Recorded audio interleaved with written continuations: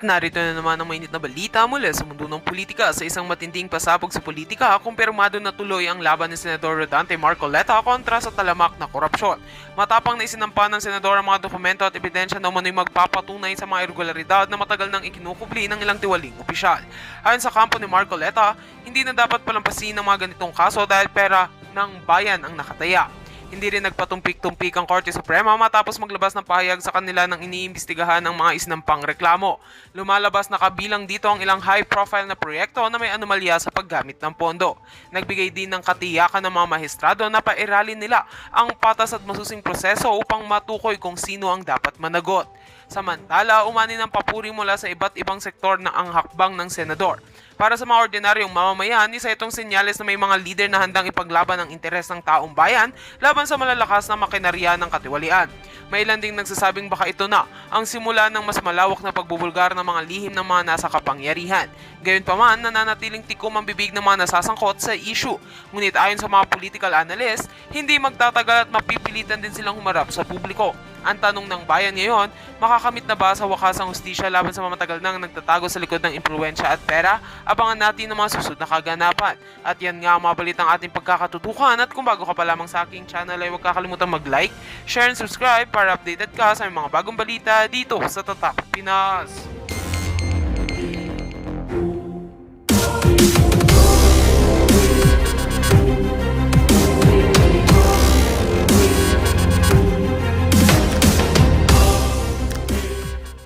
Nila pinresent yung Mayor Vico ng Pasig. Hindi ba dahil sa kalaban niya yon? Ano naman nung aming presidente na Senado ngayon, yung Vico Soto? Hindi ba pamangkin niya? Pamangkin, yes po. O di may politika dito, hindi ba? Oo. Kaya mo lang ba sinasabi, kaya mo dinidiminish yung value nung Vizcaya. sworn statement na yon dahil kalaban siya ng pamangkin mo sa politika. Doon po sa anggulo na ang sabi naman nila, kasi selective ang sinasabi, parang may itinatago, merong pinipili, Oo. at ang gusto daw ay magsabi ng tell-all. Walang dapat na itago. Pero pag binabanggit siya, dyan ka nasingit ko lang nagsimula doon sila 2016 eh. Eh bakit daw binabanggit 2022 lang hanggang sa kasalukuyan? Parang may mga tinanggal daw na pangalan eh. Yun ang kanyang sworn statement. Opo. Wala akong magagawa. Ang sinasabi ng aming bagong Senate President, meron daw nagbulong sa kanya na inedit daw yung Inedit sworn daw, yun, statement. isa pa yun. Oho.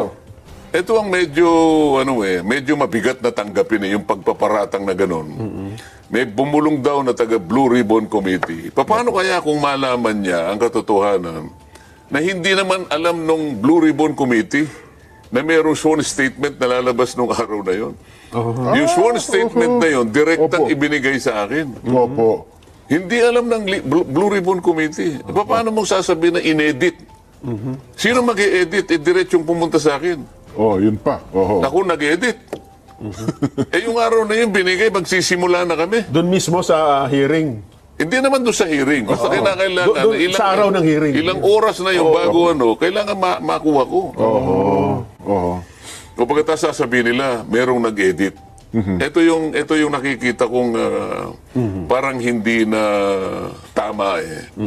Kung mo ba sinabi niya na congressman ang naging kasama niya, naka-transact niya, ibig sabihin hindi na totoo? Kung mo ba wala siyang sinabi na senador, hindi na totoo yung sinabi niya? Oho. Doon sa House of Representatives, kung titingnan ninyo, ang pinaniwalaan naman nila, ang gustong papaniwalain, ay yung sinasabi naman Nung Bryce ng Hernandez. President Hernandez na pumunta naman sa amin. Nakikita mo, sinasabi nila na hindi kanya totoo yung sworn statement ng mga Diskaya. Opo. Bakit nila pinresent yung Mayor Vico ng Pasig? Hindi ba dahil sa kalaban niya yon? Ano naman nung aming presidente na Senado ngayon, yung Vico Soto? Hindi ba pamangkin niya? Pamangkin, yes po. O di may politika dito, hindi ba? Oo. Kaya mo lang ba sinasabi, kaya mo dinidiminish yung value nung Vizcaya. sworn statement na yon dahil kalaban siya ng pamangkin mo sa politika. Kung ako siguro, dapat hindi ako magkukomment sa bahagi na yun Opo. Sapagkat kalaban ng aking pamangkin ito, Oho. Hindi siguro magre-recuse siguro ako eh. Hindi ikaw ang magbo-volunteer na palagay ko inedit ito. Oho. Sa aking palagay, maraming butas ito. Hindi ka dapat magsasabi ng ganon sapagkat magiging bias ka. Oho. Dahil kalaban niya ng pamangkin mo. Sa politika. Itingnan mo na lang. Tinawag si Mayor Bico sa House of Representatives. Hindi para magbigay ng testimony. Hindi para magbigay ng dokumentong makakatulong para makakuha ng maraming batayan. Nagsabi siya ng opinion niya Tungkol sa mga diskaya. na sinungaling ang mga taong ito. Yes, opo. Ang opinion ba'y tinatanggap sa pagdinig? Oho. Opinion mo yun eh. Sa bawat pagdinig, mapakorte man o ibang quasi-tribunal, quasi-judicial tribunal, ang opinion, dinabaliwala. Oho. Hindi tinatanggap ang opinion. Bakit kinakailangan siyang magpahayag ng opinion doon? Oho. O pagkatapos, hinahanap ko yung Bryce Hernandez. Kasi pinahiram sa House of Representatives at doon ay tumistigo. O ba't hindi na sinuli? Opo. Tinanong ko yun. Sabi ko, Mr. President, bakit hindi sinuli sa atin? Hindi ba? Ito yung sulat mo. Babasahin ko sa'yo. Opo. Oo. Paihiram ko sa inyo, sabi niya, pero pagkatapos ng hearing ninyo, ibalik ninyo ng madali, Opo. ligtas, dito sa Senate. O ba't pinanatili mo ka ako sa Quezon City QCPD Sa kami. Sa Krami. Oh, sa Krami. Detention Center. sa Opo. Marami? Bakit Custodial ganun? Center. Oh. Uy, nag-request sa akin si Speaker. Teka muna. Opo. Yun na yung napanood namin na nagkaroon ng viral ngayon sa social media. Bakit pag na-request ni Speaker, sabi ko, sumusunod ka sa Speaker? Pero yun naman daw po kasi siya, na-request ng Bryce sa Kongreso. So bilang puno ng Kongreso, siya naman ata. Sino ba ang dapat magpasya kung saan siya madidetain? Si, Yung nakontempt? O yung otoridad na nag-contempt? yung nag-contempt. Kayo, nakastanding yung contempt order ng Senado. Hindi ka Opo. pwedeng mamili kasi ikaw ay nasa legal custody ng Senate. Nanganganib daw po siya doon, Sen. Okay, kapag hindi mo siya sinuli, binibigyan mo ng credentials sinasabi niya. Ayun. Sa mga tweet, sabi ko, ang hindi ko kayang tanggapin, kaya hindi mo siya masoli dito, naniwala ka na nanganganib siya dito sa Senado. Tatanggapin ba natin yan? Tayo, Senado, hindi natin kayang proteksyonan. Opo. Ito ngayon ang problema. Sabi ko, medyo madidisgrasya ang integridad ng ating inquiry dito pag gaganyan. Oo. Bakit ayaw mo siyang bigyan ng witness protection program at kinakailangang magsoli? Bakit si Hernandez, hindi mo siya sinabihan na magsoli ng perang katakot-takot na halos bilyon-bilyon ang ipinatalo? Pala, mas malaki pala ang pera din noon, ha? Oho. Bakit ganun? Oho. Ang daming sasakyan din nun. Nakikita nyo ba ang pagkakaiba ngayon? Oo nga Pagka po, no? nandun sa House of Representatives, kagyat na bibigyan ng witness protection kahit hindi siya magsoli. Kaya diskaya, kailangan magsoli ka muna. Tingnan po ninyo ang pagkakaiba. Hindi naman daw ata humihingi na maging witness itong si Bryce Hernandez sa Hindi ka, i-cover nga. Pinotektahan. Yun nga yung gusto nilang mangyari. Magsabi ka lang ng totoo. Merong nag-text sa akin. Isa sa mga tumutulong na legal officer sa mga diskaya. May kinausap siya ng isang congressman daw. Maglaglag din kayo ng senador para hindi kayo makontempt. Ganito na ba? Oho. Tingnan ninyo, historically, ano ba nangyari kay Grijaldo, hindi ba? Opo. Ganon, sila yung gumagawa nun. Sa Senado, walang ganon eh. Yun ang nangyari kay Garma. Yan ang nangyari kay do sa pulis, yung Ed, nakalimutan ko yung apelido. Oho. Pero sa Senado, walang ganong klaseng kasaysayan. So, gusto ko makita ninyo yung pagkakaiba. Meron ka bang karapatan na sabihin mo na may butas itong parang hindi totoo, parang inedit? Oho. Bakit mo huhusgahan ang sworn statement ng isang tao nung ihayag niya nung ako pa yung chairman ng Blue committee? Ribbon. Opo. O bakit nung ako'y napalitan na, ibig mo sabihin, yung proceedings namin ay papalitan mo rin? Oho. Pinagtalunan, inapprove, ito yung ginawa namin. Napatunayan namin na kailangan niyang magkaroon ng protection. Ito yung hiningi niya. Kaya Opo. gumawa ko, kagad ako ng sulat bilang chairman. Bininbin niya. Alam niya kasi papalitan na pala ako. So, ang ginawa niyang dahilan ngayon, kaya hindi niya hindi niya pinirma yung sulat ko, hindi na ako ang chairman. At binigay niya raw kay Chairman Ping. Si Chairman Ping naman, nag-uusap na raw naman pala sila, kailangan magsoli muna. Oho. So, yun po yung nangyari. Sa makatwid, yung aming ginawang proceedings, kino-question pa nila eh. Wala raw, marami raw sa mga kasama namin ang dissatisfied sa direction na Yun nga raw tinatahak po. namin. Oo, yun pa po ang binabanggit. Oo. Ano Siguro, bang direksyon ninyo? siguro, liwanagin natin. Ano bang direksyon ang gusto nyo? Ayun. Di ba? Oho. Kami ang direksyon namin matuwid eh. Kayo, anong gusto yung direksyon? Sino siya para sabihin niya na dissatisfied? Sino sa mga kasama namin dissatisfied?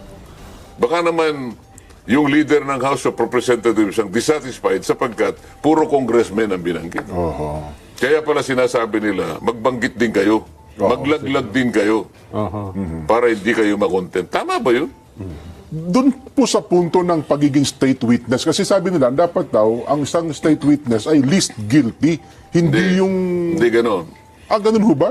Ang mga requirements dyan, nasa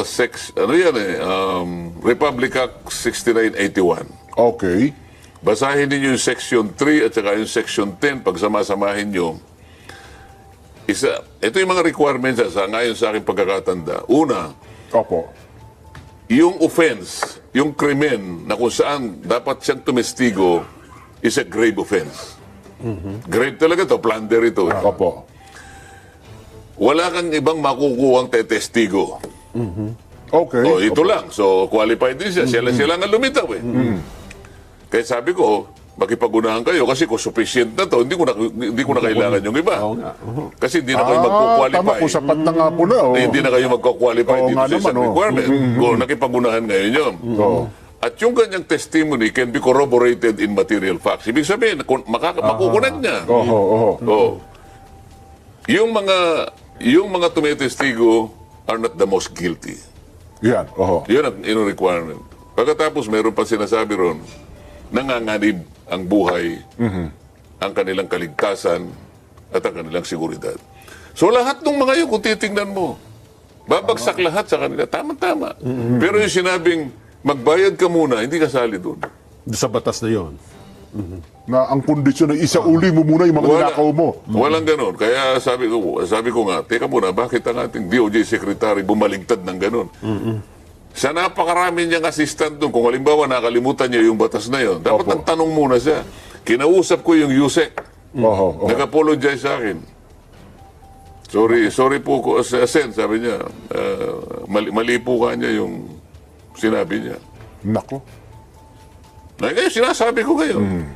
Balikan ninyo yung Section 3 at saka Section 10 ng Republic Act 6981. Oho. Tingnan po ninyo doon kung may sinasabing kailangang magsoli. So kung wala kailangan magsoli, bakit yung Bryce Fernandez, wala kayo sinasabi Isauli na din yung... magsusoli? Oo nga pala, no? Oo. Isa rin sa may pinakamalaking... Ang nangyayari ngayon sa nakikita ko, yung aming Pangulo ng Senado, mas gusto niyang proteksyon na ng mga congressmen kesa sa mga senador. Oh, kaya kayo nung binanggit ni Bryce Hernandez ang Senator Jinggoy at Senator Joel, ayun, Tinutrektahan si Hernandez. si Hernandez ang nakaproteksyon ngayon.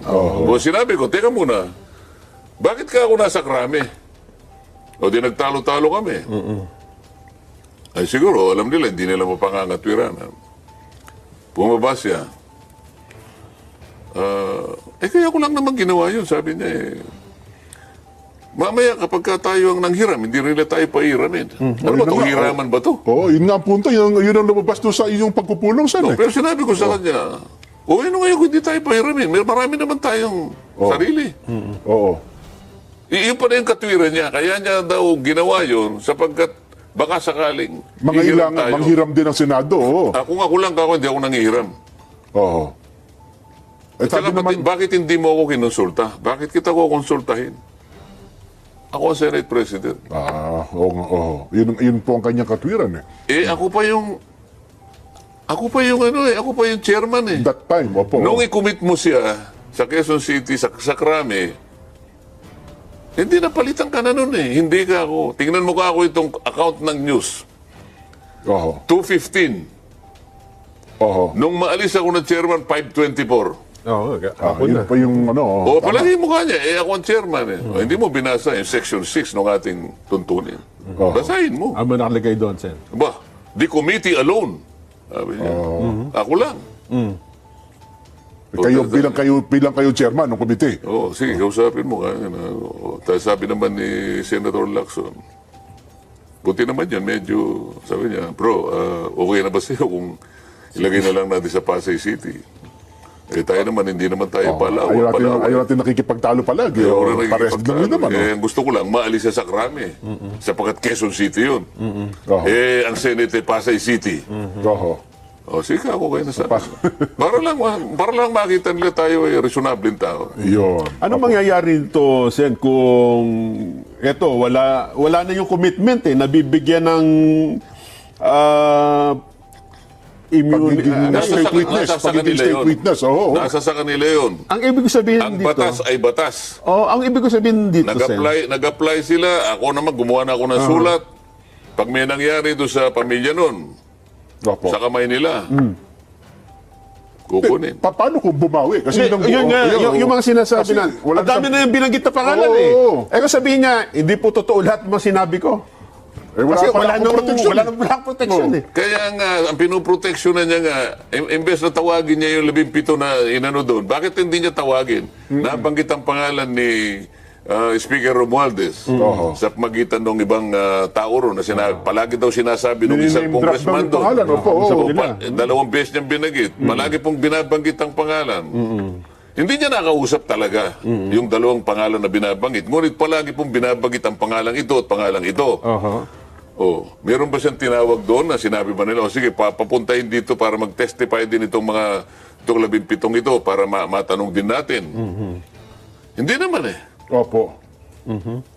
Ang lahat ng mga sinasabi ng mga witnesses dito sa House, yun ang kanyang pinaniniwalaan. Yung mga witnesses dito na nakalap namin, mali lahat yan, sabi niya. Opo. Parang may butas yan, parang inedit yan. Bakit ganun? So pagka yung Blue Ribbon Committee na aking na pinangunahan ko, hindi niya pinaniwalaan. Pero kapag yung mga resource persons namin doon ay pumunta doon sa House of Representatives, doon pinaniniwalaan yung sinasabi. Naku, pero ako Ano, pero? naman naniniwala siya na nagkasundo-sundo kasi nagmerienda na rin pala kayo. Niyaya kayo magmerienda. Napag-usapan niyo na paano na aayusin. Anong niyayang merienda? Kasi doon napapasa halika kayo. Magmerienda na lang tayo. Di ba nung nagtatalo-talo doon sa custody. Sa custody. Kasi Magkukus tayo, sabi niya. magkukus na tayo. Ito kasi si Senator Jingo, yung gulo talaga eh. Dinig doon sa Anong nalaman nyo nung pagkatapos nun? Nagkukus na lang ho kayo. Siguro sabi ko naman Hindi nagkukus sila. Nagkukus kami rito. Hindi, hiwalay kami. Hiwalay ho ba? Akala ko pa nagmerienda kayo. Hindi. Akala ko nagbigay siya ng kahit merienda man lang. Sige, maayos na tayo. Tayo naman yung mga magino. Pare-pares naman tayong mga senador eh. Nung una yata, si Senator Jingo, akala niya doon siguro yung puntahan. Opo. Doon siya pumunta. Kaya lang nakahiwalay din siya. May nakakita, andito yung iba, nandun siya sa malayo, kumakain siya mag-isa. Ganun ho Kasi ba? nahanap ko rin siya eh. Siya nag-privilege speech eh. So tapos pagdating ni Senator Alan, nandun ka. Kumakain ng spaghetti. Opo. O siguro nalaman niya, nasan kayo makasama ko? Nagtanong-tanong, nandun sa kami, pinuntahan kami. So, may hiwalay silang caucus, may hiwalay kaming caucus. Pagka ganyan, Jen, parang nawawala na ng di ba? Parang lumalabo na may makakasuhan dito kapag humihina yung nawawala ng loob yung mga tetestigo. Di ba? Sayang naman. Pero anyway, Sen, ilatag natin kasi meron tayong Vox Populi sa araw na ito at nang sa ganun ay makapagbigay din po ng komento ang ating mga kababayan. Teka muna, ano ba yung tingnan nga natin, ano yung propose? ito na po. May makakasuhan kayang promotor. Yan. May makakasuhan kayang promotor ng katiwalian sa flood control sa takbo ngayon ng investigasyon sa Kongreso at Senado, Kamara at Senado. May mapapala pa ba tayo? Eh, ba't dalawa yung tanong? Oho. Oho. Pagsamahin mo na yun, dalawang tanong eh. Oh.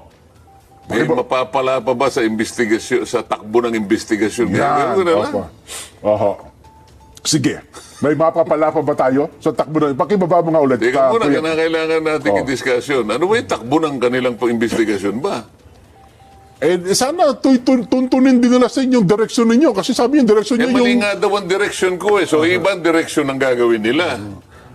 Ngayon, itanong mo, ang itatanong mo ngayon, sa pag-iba ng direksyon. Oho. Kasi yan, sinabi na niya eh. Opo. Marami raw dissatisfied, mali daw ang direction. Oho. O sige, ang gusto ninyo, anong gusto ninyong tuntunin na direction? Hindi ko nga alam kung saan papunta yung direction. Ako, north ako eh. Opo. O, siguro sila south. Teka lang, curious lang ako, Sen. Kasi binuo na yung Blue Ribbon. Kayo ba yung bahagi pa rin ng Blue Ribbon Committee? Vice Chairman. Vice Chairman. Minority. Di ba? Hindi ko alam kung kukunin ako ng... Basta ako kahit member lang. Okay na ako doon. At least magpa-participate ka rin kayo sa... Nakita ko na, nabasa ko na eh. May line up na eh. Vice Chairman Minority. Ginawa nila akong vice chair. Oh.